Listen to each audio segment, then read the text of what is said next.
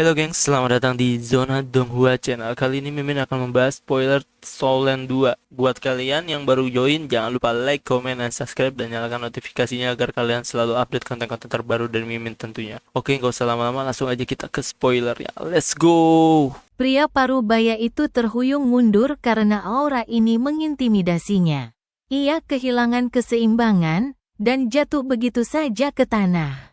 Wajahnya memucat mengerikan. Ia tak pernah menyangka pemuda yang tampak berusia sekitar 20-an ini memancarkan aura yang begitu menakutkan. Aura itu seperti berasal dari binatang buas berwujud manusia.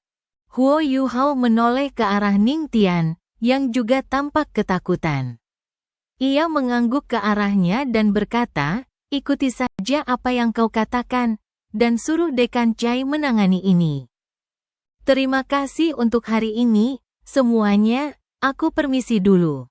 Huo Yuhao meninggalkan kantin dengan satu langkah, dan menghilang dari pandangan semua orang. Ning Tian dan Wu Feng saling berpandangan. Mata Ning Tian dipenuhi ketakutan, sementara mata Wu Feng dipenuhi kekesalan. Sudut mulut Wu Feng berkedut, ia tertawa getir dan menggelengkan kepala. Ia baru saja berbicara tentang melampaui Huo Yuhao, dan Huo Yuhao langsung memberinya kekuatan. Meskipun guru ini tidak dianggap sebagai master jiwa yang kuat, dia adalah seorang Soldo Luo. Kalau tidak, bagaimana mungkin dia bisa menjadi? Bukan hanya mereka yang bereaksi seperti ini. Mereka yang mengenalnya, termasuk Xie Huanyu, Dai Huabin, dan Zulu, semuanya terdiam. Xie Huanyu memaksakan tawa dan berkata, "Kita akan selalu sedih kalau terus membandingkan diri dengannya. Sepertinya kita tidak akan pernah bisa mengejarnya di kehidupan ini." Wu Feng berbalik dan pergi. "Aku akan mencari Dekan Chai." Murid-murid lain dari halaman dalam mulai tersadar dari keterkejutan mereka. Seseorang bergumam pelan. "Kurasa senior itu bilang dia akan menghadiri kencan buta takdir Dewa Laut. Aku juga harus bergegas, sudah waktunya." Murid-murid lain yang masih lajang, terutama siswi-siswi, berhamburan keluar dan menghilang dalam sekejap mata. Mereka yang sudah punya pasangan tetap tinggal dan mengelilingi guru malang yang dulunya sombong itu. Huo Yuhao juga kebingungan begitu meninggalkan kantin, karena dia lupa di mana dia seharusnya berkumpul untuk kencan buta yang ditakdirkan Dewa Laut. Lupakan saja. Aku akan pergi ke tepi danau saja. Lagi pula acaranya diadakan di danau, jadi itu tidak mungkin salah. Dia masih ingat di mana dia memulainya waktu itu. Huo Yuhao segera menambah kecepatan larinya setelah memikirkan hal itu, dan berlari menuju tempat di mana dia terakhir kali berpartisipasi dalam acara tersebut. Tempat di mana dia melangkah ke air danau. Huo Yuhao segera tahu bahwa tebakannya benar karena ia melihat para siswa dari halaman dalam, mengenakan seragam merah, berjalan menuju danau. Berpasangan dan bertiga, mereka berjalan ke arah yang sama, dan jelas bahwa mereka akan menghadiri kencan buta takdir Dewa Laut. Ia tidak mungkin salah selama ia mengikuti mereka. Huo Yuhao agak sedih. Seandainya dia tahu lebih baik, dia pasti akan mengenakan seragam merah. Pakaian putihku mungkin akan terlalu mencolok saat aku pergi ke danau Dewa Laut nanti. Tapi dia sudah tidak peduli lagi. Dia akan berisiko terlambat kalau pergi ganti baju, dan itu akan menimbulkan masalah besar. Bukankah kamu Yuhao? Kakak perempuan tertua hanya khawatir mencarimu. Takut kamu tidak muncul. Tidak apa-apa asalkan kamu di sini." Dua siluet dengan cepat bergegas ke sisinya, dan Huo Yuhao langsung merasa lega ketika melihat mereka. Mereka adalah kenalan lama. "Guru Wang, kakak senior Han, salam." Wang Yan adalah guru yang memimpin tim Huo Yuhao di musim pertama turnamen duel jiwa Akademi Master Jiwa tingkat lanjut kontinental, dan ia bersama pacarnya. seorang mantan murid dari halaman dalam yang berada di peringkat kedua setelah kakak senior tertua mereka, Zhang Lexuan. Dia adalah Han Ruoruo yang telah menjadi guru. Kumpulan keterampilan jiwa Han Ruoruo saat itu masih meninggalkan kesan mendalam pada Huo Yuhao, dan dia masih memiliki beberapa ketakutan yang tersisa sekarang setelah memikirkannya. Wang Yan tampak jauh lebih ceria dibandingkan bertahun-tahun yang lalu. Ia tersenyum dan berkata, "Akhirnya kau kembali, Yuhao." Lexuan sangat khawatir sebelumnya. Dan ia bahkan mengirim seseorang untuk mencarimu di Sekte Tang. Tidak apa-apa asal kau di sini. Ayo cepat pergi. Kita tidak boleh terlambat. Han Ruoruo tersenyum dan berkata, "Benar sekali. Kami tidak akan memaafkanmu jika kamu berani terlambat. Aku dan kakak perempuan tertua akan menjadi tuan rumah." Huo Yuhao menjawab, "Kakak perempuan tertua sudah memberi perintah. Jadi mana mungkin aku berani terlambat? Aku pergi makan di kantin, dan setelah selesai makan, aku baru sadar kalau aku lupa di mana kita seharusnya berkumpul. Senang sekali bertemu kalian, tapi tidak masalah aku ada di sana atau tidak. Kalau bukan karena peraturan akademi, aku tidak akan ikut bersenang-senang. Lagi pula, aku di sini hanya untuk mengikuti arus." Mata indah Han Ruoruo sedikit berbinar saat ia tertawa dan berkata, "Kau tetap harus ada di sana, meskipun kau hanya di sana untuk sekadar ikut-ikutan. Ayo pergi." Huo Yuhao pernah mengalami kencan buta takdir Dewa Laut sebelumnya. Ia menatap permukaan danau yang berkilauan di bawah cahaya senja, dan sedikit linglung. Ia masih ingat betul bagaimana Donger muncul di hadapannya saat itu dengan wujud aslinya, bagaimana ia memanggilnya, "idiot." Dan bagaimana ia tampak lancang dan menyalahkannya sambil diliputi rasa malu sekaligus bahagia. Huo Yuhao tak akan pernah melupakannya. Betapa hebatnya jika aku bisa kembali ke momen itu. Huo Yuhao mengepalkan tangannya tanpa sadar, dan perasaan serta kerinduannya pada Donger tiba-tiba memuncak pada saat itu. "Kamu baik-baik saja, Yuhao?" Han Ruoruo bertanya dengan heran. Kekuatan spiritual Huo Yuhao jauh lebih kuat dibandingkan sebelumnya, dan secara alami mengalir keluar seiring emosinya yang meluap. Aura spiritual yang dahsyat itu bahkan membuat seseorang sekuat Han Ruoruo bereaksi kaget. Huo Yuhao terbangun dari ingatannya, dan buru-buru menenangkan diri sambil memaksakan senyum dan berkata, "Aku baik-baik saja, kakak senior." Han Ruoruo balas tersenyum, "Asal kalian baik-baik saja, aku tuan rumahnya, jadi aku akan pergi duluan dan mulai bekerja. Kalian berdua bisa menunggu di sini. Nanti ada yang datang kalau sudah waktunya mulai." Ia melambaikan tangan kepada Wang Yan dan Huo Yuhao, lalu berlalu. Langit berangsur-angsur menjadi gelap saat itu. Cahaya menghiasi tepi danau Dewa Laut, dan Huo Yuhao dapat melihat dengan mata rohnya bahwa para siswa halaman luar telah membentuk lingkaran besar di sekitar danau. Hal itu terutama berlaku bagi mereka yang berada di garis depan, karena mereka terhimpit hingga ke tepi danau. Siswa laki-laki yang akan mengikuti kencan buta. "Bersiap-siap," teriak seseorang kepada semua orang, dan para siswa laki-laki dari halaman dalam yang sudah berkumpul dengan cepat berkumpul di tepi danau. "Cepat pergi. Jangan terlambat," perintah Wang Yan pada Huo Yuhao. "Baiklah, Guru Wang, Anda harus bersikap lunak pada saya besok.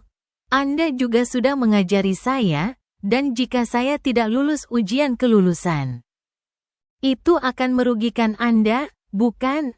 Wang Yan tertawa dan berkata, "Omong kosong. Kau sekarang bagian dari paviliun Dewa Laut, dan statusmu jauh lebih tinggi daripada statusku. Lagi pula, aku belum pernah mengajarimu apapun, jadi aku tidak bisa membantumu. Kau harus mengandalkan dirimu sendiri." Huo Yuhao tak lagi sempat mengobrol dengan Wang Yan. Dan ia menghilang lalu muncul kembali di tepi danau dalam sekejap. Banyak sekali mata yang memperhatikannya, dan meskipun ia hanya iseng, ia harus sedikit serius. Pikirannya dipenuhi ujian kelulusan besok, dan ia tak punya banyak energi untuk memikirkan kencan buta takdir Dewa Laut. Permukaan danau gelap, dan sulit melihat apapun di tengah kabut yang bergulung-gulung. Huo Yuhao tiba di tepi danau dan berdiri di belakang kerumunan siswa laki-laki. Ia masih memikirkan bagaimana ia akan menghadapi ujian besok. Sebuah perahu besar berlayar dari kejauhan. Perahu itu diterangi cahaya lampu yang terang benderang. Para guru dan tetua halaman dalam hadir untuk menyaksikan upacara tersebut. Tetua Suan duduk di depan perahu, memeluk botol anggur besar yang sudah lama tidak ia gunakan. Ada sepiring kaki ayam di sampingnya, dan ia tampak santai seperti biasa. Tetua Song, Yan Shaoze, Xian Liner, dan para tetua lainnya, beserta beberapa guru dari halaman dalam. Semuanya berada di atas perahu. Hanya Chai Meier yang tidak hadir. Dekan Chai masih berurusan dengan seorang guru baru yang menyebalkan. Ketika ia mengetahui bahwa murid dari halaman dalam yang ia ancam dan yang rencananya ia sita adalah anggota termuda Paviliun Dewa Laut dalam sejarah Akademi Shrek, ia tak kuasa menahan diri. Ia tak mampu menunjukkan kekuatannya kepada murid-murid halaman dalam, dan malah murid-murid halaman dalam yang memberinya kekuatan, memanfaatkan gengsi Huo Yuhao. Seperti tahun-tahun sebelumnya, ada siswa dari halaman dalam yang baru pertama kali berpartisipasi dalam kencan buta takdir Dewa Laut, dan ada juga yang sudah pernah ke sini sebelumnya. Mereka yang sudah pernah ikut tahu apa yang sedang terjadi, sementara mereka yang baru pertama kali ke sini dipenuhi rasa penasaran yang besar. Kehidupan di akademi, yang penuh dengan pembelajaran dan pembinaan, tak diragukan lagi terasa hambar dan kering.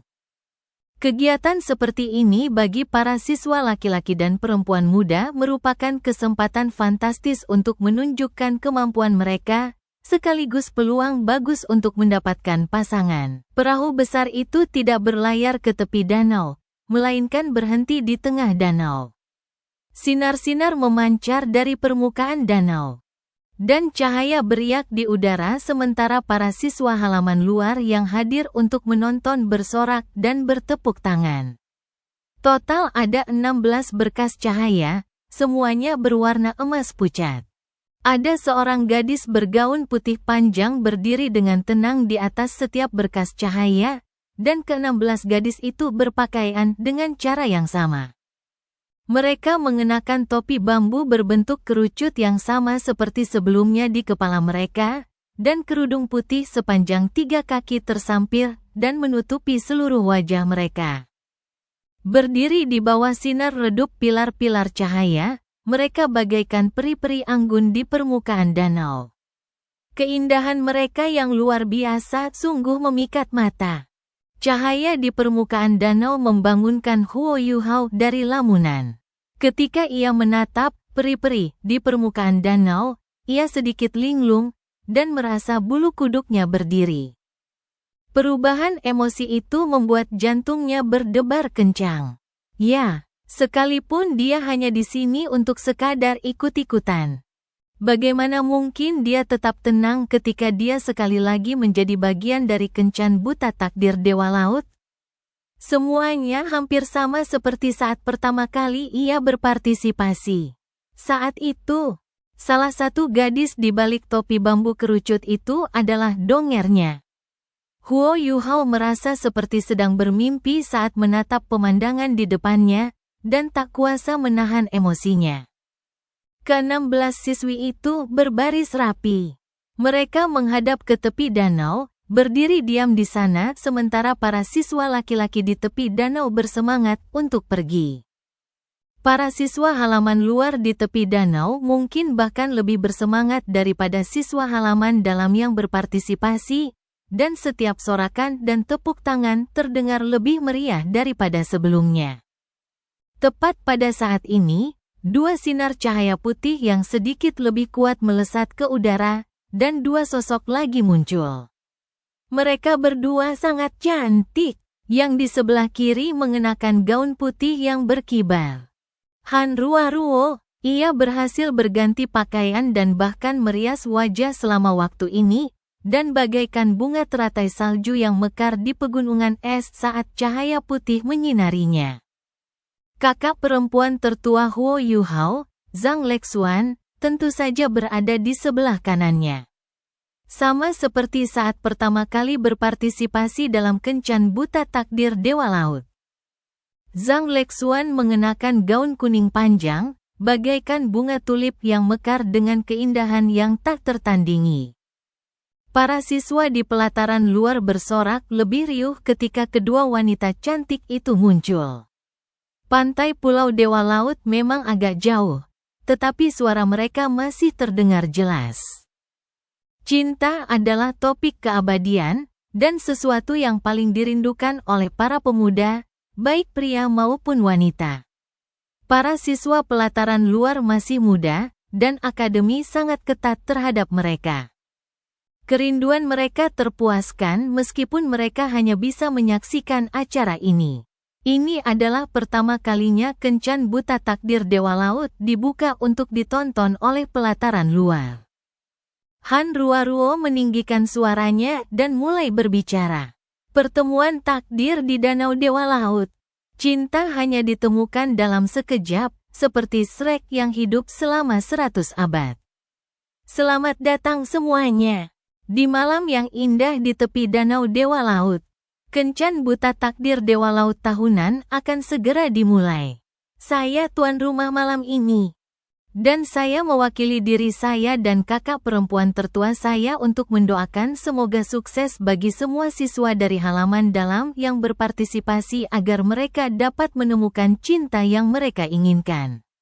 Dan pantas dapatkan. Sekaligus, selamat datang kepada seluruh tetua dari Paviliun Dewa Laut dan para guru yang hadir di sini untuk menyaksikan. Saya berbicara atas nama para siswa untuk menyampaikan rasa terima kasih yang tulus kepada para guru kami. Tanpa didikan dan dukungan penuh kesabaran kalian, kami tidak akan mencapai apa yang kami miliki saat ini. Kepada para junior kami dari pelataran luar, jika kalian ingin mendapatkan cinta yang disetujui akademi, dan untuk menyatakan cinta kepada orang yang kalian cintai, maka kalian harus bekerja keras dan berkultivasi, serta berusaha untuk menjadi bagian dari pelataran dalam suatu hari nanti. Sorak-sorai dan tepuk tangan kembali bergemuruh. Para siswa dari halaman luar, terutama siswa laki-laki, tampak seperti sedang mengonsumsi stimulan. Jika bukan karena mereka harus menonton kencan buta takdir Dewa Laut, kata-kata Han Ruaruo yang cantik sudah cukup untuk membuat mereka lupa betapa lelahnya mereka karena terus-menerus berkultivasi. Dan mereka tak sabar untuk kembali dan melanjutkan. Yan Shaoze sedang duduk di perahu besar. Ia tersenyum dan berkata, sepertinya keputusan untuk membiarkan orang-orang kecil dari halaman luar mengawasi adalah keputusan yang sangat tepat. Setelah kencan buta takdir Dewa Laut selesai, aku jamin mereka akan mencapai klimaks kultivasi. Acaranya baru saja dimulai. Aku yakin efeknya akan lebih baik lagi nanti. Xian Liner mendengus dingin sambil bergumam pelan, menjijikkan. Yan Shaoze tak bisa berbuat apa-apa terhadap sindirannya. Ia hanya bisa berhenti bicara sambil menggelengkan kepala tak berdaya. Zhang Lexuan melanjutkan pidatonya. Suaranya menggema jauh saat ia berkata, sekarang, mari kita undang semua siswa laki-laki yang berpartisipasi dalam kencan buta untuk mempersiapkan diri. 36 pilar akan muncul di permukaan danau setelah ini. Dan siswa yang paling dekat dengan peri Dewa Laut kita akan maju ke babak pertama. Siswa di belakang kemungkinan besar tidak akan mendapatkan tempat yang sesuai di babak pertama. Jadi, Perhatikan semuanya. Apapun metode yang kalian gunakan, selama kalian mendarat di daun teratai tempat pilar cahaya berada, kalian akan menempati tempat itu. Jangan jatuh ke air, karena itu akan mencabut hak kalian untuk melanjutkan kencan buta takdir Dewa Laut. Bersiaplah semuanya. 3, 2, 1. Mulai. 36 pilar cahaya tiba-tiba melesat keluar dari bawah permukaan danau. Pilar-pilar ini terbagi rapi menjadi 3 baris, setiap baris berjarak sekitar 5 meter. Dan didistribusikan secara merata sekitar 100 meter dari para siswi, dan sekitar 200 meter dari tepi danau. Para siswa dari halaman dalam segera bergerak begitu Zhang Lexuan selesai berbicara, bagaikan sambaran petir yang melesat cepat menuju pilar-pilar cahaya itu. Mereka semua ingin menang dan menunjukkan kemampuan mereka, karena itulah cara terbaik untuk merebut hati gadis-gadis yang mereka sukai. Huo Yu Hao satu-satunya yang tidak langsung bergerak. Semua yang ada di hadapannya persis seperti saat ia dan Donger memperbaiki hubungan mereka. Meskipun orang-orangnya berbeda, semua yang ada di hadapannya tampak identik. Para siswa laki-laki sudah melesat ke udara dan bergegas menuju pilar-pilar itu, sementara Huo Yu Hao perlahan melayang keluar dari tepi danau. Ia tidak menunjukkan kemampuannya saat mengikuti di belakang, dan menjadi yang terakhir mendarat di atas bunga lili air.